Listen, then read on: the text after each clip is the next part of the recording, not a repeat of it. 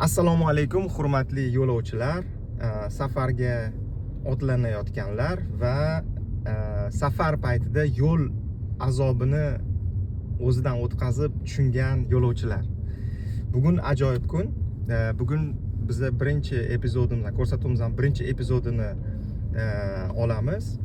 Bu ko'rsatuv nima to'g'risida deb so'rasanglar, bu ko'rsatuvda biza yo'l vaqtini qanday qilib sezmasdan o'tishini bir uslubini qo'llab ko'ramiz, tekshirib ko'ramiz.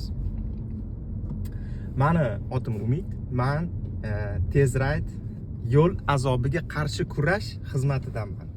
Qisqartirib aytganda YAQ bo'ladi. Xo'p,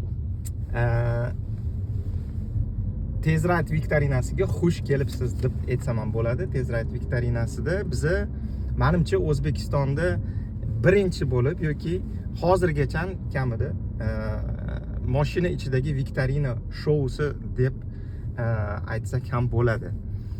Qoida judayam oddiy. Men savol beraman, yo'lovchilar, mashinada o'tirgan yo'lovchilar o'sha savolga taxminiy javob berishadi. Kim to'g'ri javobga eng yaqin taxmin qilgan bo'lsa, o'sha odam ball oladi. Osonmi? Juda ham oson. Yutqizganlar bo'lmaydi bu yoqda, chunki hammamiz birga kulishib, xaxolashib, maroqlashib ketamiz. Xudo xolasa ko'rishguncha.